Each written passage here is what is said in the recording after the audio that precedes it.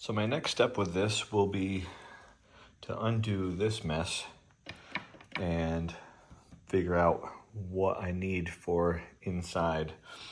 So that's going to require me to remove the bed plate from the motor board. And I'm going to stuff the box with paper. And I'm going to close this thing up.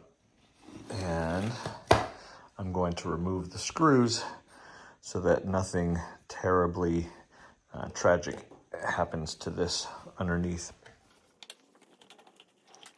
You don't know how much I am holding myself off from cleaning the top of this thing. I've decided I'm going to save that for last. I'm going to get the hard parts out of the way first, or I'm going to figure out what parts I actually need, send in my order, and then do this as I'm waiting for the parts to come in. So here's the last screw for the bed plate. And so now when I open this up, it should be just the lid.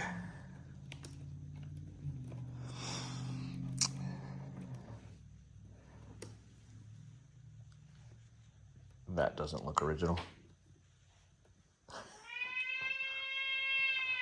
Oh my God, are you joking? This is definitely not original. Someone has had this apart. My goodness. I did find a washer, or some people say a washer, down inside, and I wondered where it came from, and now I know. All right, bed plate's removed. I'll get this set up on my board. We're gonna grind that off with an angle grinder. The top spring is good. We're either gonna find that the bottom one is missing a spring or has a broken spring inside.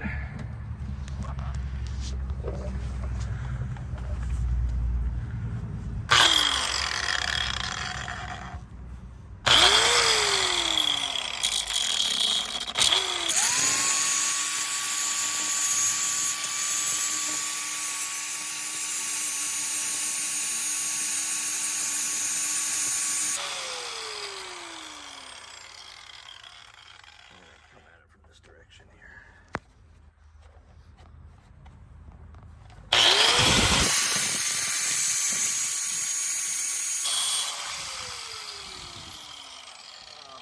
Get that right down to where the weld is. Now I'll do the bottom one.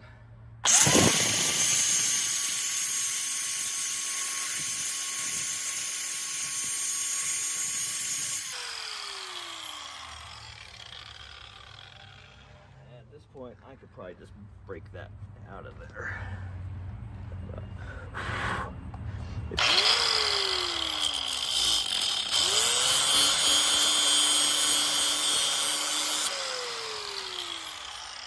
And that is probably a part. There it is. Okay. The next step is to find out what's going on inside. And then I'm going to have to bring this down onto my bench grinder, and I will have to grind the rest of that stuff off of there. What a mess. Okay, explain this. Why weld two barrels together when it appears that the bottom barrel is fine? That spring seems to be working and seems to catch just fine. I don't get it.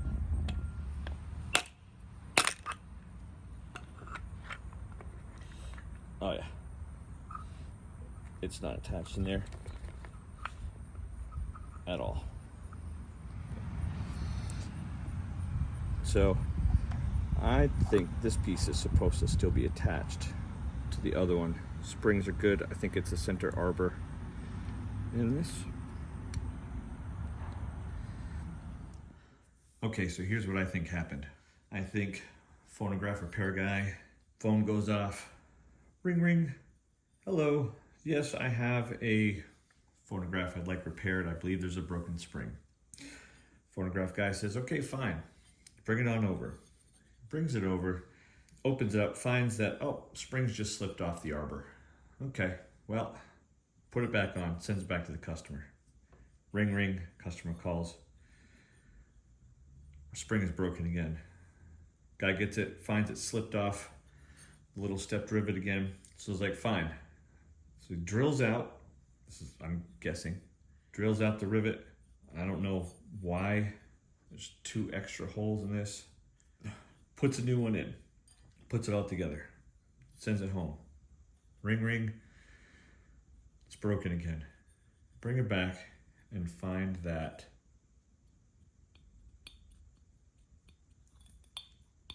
oh, look, it's not coming off right now. I smashed that in there pretty well. Anyway, this piece should not move.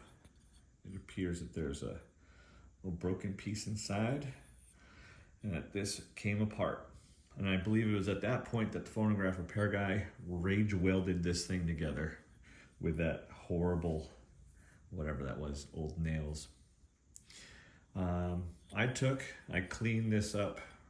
This is where the weld was. I put this on my bench grinder. I used a Dremel. I used a wire wheel. I threw a little automotive shiny spray paint over it just to clean it up.